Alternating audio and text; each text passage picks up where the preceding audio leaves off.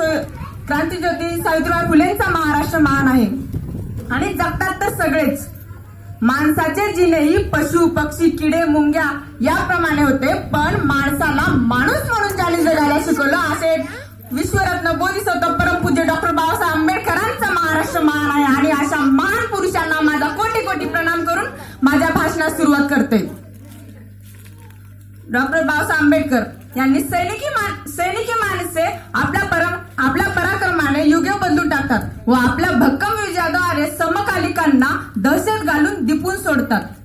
कुणी आपल्याला महान पुरुष म्हणावे ह्याचा विचार न करता ते स्वतः महापुरुष बनतात. हे डॉक्टर बाबासाहेब आंबेडकरांनी महापुरुषाची मीमांसा केली. पण अशाच एका महापुरुषाला घडविणारा महान थोर शिल्पकार होते सुभेदार रामजी आंबेडकर. सुभेदार रामजी आंबेडकर ज्या महार जातीत जन्माला आले त्या महार जातीचा स्वतंत्र असा इतिहास आहे. तो काळाच्या ओघात कुठेतरी गडप झालाय. पण सध्या जी माहिती उपलब्ध आहे त्यावरून महार हे महाराष्ट्राचे मूळचे रहिवासी व बुद्धिमान सुसंस्कृत आणि पट्टीचे लढवय्ये. एवढेच काय तर ते महाराष्ट्राचे राज्यकर्ते देखील. ज्या महाराष्ट्राला महारांनी जन्म दिला व परमवैभवाला नेऊन चढवले त्याच महाराष्ट्रात महारांना कालांतराने आर्थिक धार्मिक सामाजिक गुलामगिरी पत्करून लाचारीचे जिने काढावे लागले. पूर्वी महारांची आडनावे कागदोपत्री लिहिले जात नव्हती म्हणून मालोजीरावांचे आडनाव हे देखील मालनाकाशे पडले होते. सैनिकी पैशातील माणसांना दोन व्यसनांचे अत्यंत जबरदस्त व्यसन जडलेले होते. ते म्हणजे एक आध्यात्मिक ज्ञान व दुसरे दारू. काही जण दोन्ही व्यसनांच्या आहारी गेले होते तर काही जण एकाच व्यसनाने ग्रासून गेले होते. पण रामजी आंबेडकर यांना एकच व्यसन होते ते म्हणजे आध्यात्मिक ज्ञान.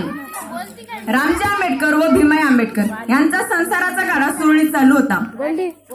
रामजी आंबेडकर व भीमाबाई आंबेडकर यांच्या पोटी 14 एप्रिल 1891 रोजी बाबासाहेबांचा जन्म झाला. चोहीकडे आनंद पसरला. गुलामगिरीच्या ज्वाळांनी होरपडलेल्या समाजाला भीमासारखा हिरा मिळाला. पण बाबासाहेब आंबेडकरांना लहानपणापासूनच विषमतेचे नाहक चटके बसत होते. ते चटके सोसून सहन करून 18 तास अभ्यास करून बाबासाहेबांनी संविधान लिहिले. पण आज त्याच संविधानाला बदलण्याचे प्रयत्न चालू आहेत. 26 जानेवारीला फडणवीस ओरडून सांगतात आम्ही संविधान वाचवणार, संविधान बदलू देणार नाही, संविधानाला काळाची गरज आहे. वाचवा, चांगली गोष्ट आहे. पण त्याच पक्षातील नेते अनंत हेगडे म्हणतात की आम्ही संविधान बदलण्यासाठी सरकारमध्ये आलो आहोत. हे काय? एका पक्षातील नेते म्हणतात आम्ही संविधान वाचवणार तर त्याच पक्षातील नेते म्हणतात आम्ही संविधान बदलण्यासाठीच सरकारमध्ये आलो आहोत. एका ज्ञानात दोन तलवारी राहू शकत नाहीत. दोन्ही विचार एकाच पक्षाचे कसे असू शकतात?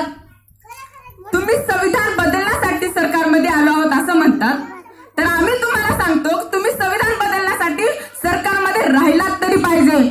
आमच्या बापाने आम्हाला मतदानाचा अधिकार दिलाय, आम्ही तो नक्की बजावू आणि प्रकाश आंबेडकर यांना बहुमताने निवडून देऊ. 1 जानेवारीला भीमा कोरेगावला हल्ला झाला. त्यातील आरोपी एकबोटे आणि भिडे हे मोदींचे गुरु. बघा बरं का, 1 जानेवारीला जो हल्ला झाला भीमा कोरेगावला त्यातील आरोपी एकबोटे आणि भिडे हे मोदींचे गुरु. मोदी त्यांना जाऊन भेटतात, त्यांचे समर्पण करतात. आणि जेव्हा प्रकाश आंबेडकरांनी आवाज उठवला 2 जानेवारीला महाराष्ट्र बंद केला आणि एल्गार काढला तेव्हा त्याच पक्षातील नेते बाबासाहेब प्रकाश आंबेडकरांना म्हणतात प्रकाश आंबेडकर हे दहशतवाद्यांना पाठिंबा देतात.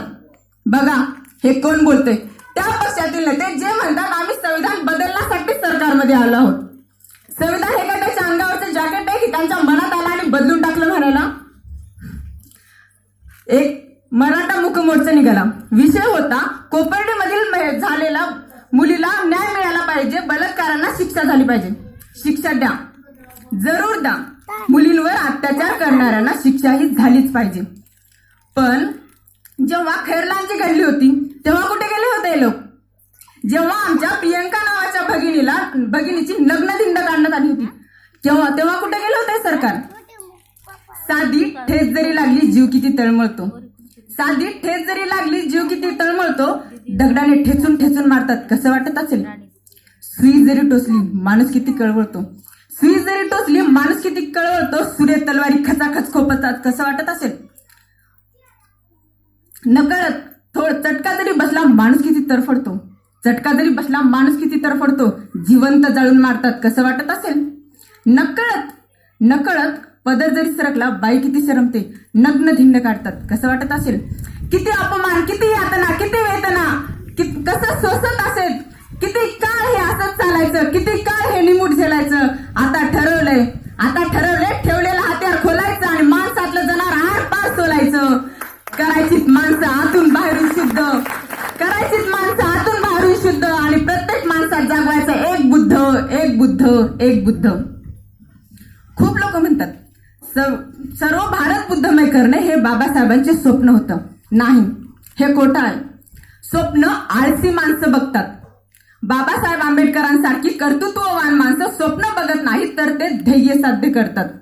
आणि बाबासाहेब आंबेडकरांनी त्यांचे ध्येय साध्य केले आणि पूर्ण भारत बौद्धमय केला, तुमच्या आमच्यासाठी ठेवला नाही.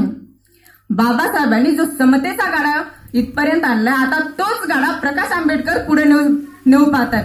आपण सर्वांनी त्यांना साथ दिली पाहिजे, सर्वांनी त्यांच्या मागे उभं राहायला पाहिजे आणि हा समतेच्या न्यायाचा हक्काचा गाडा दिल्लीवर नेऊन ठेवला पाहिजे.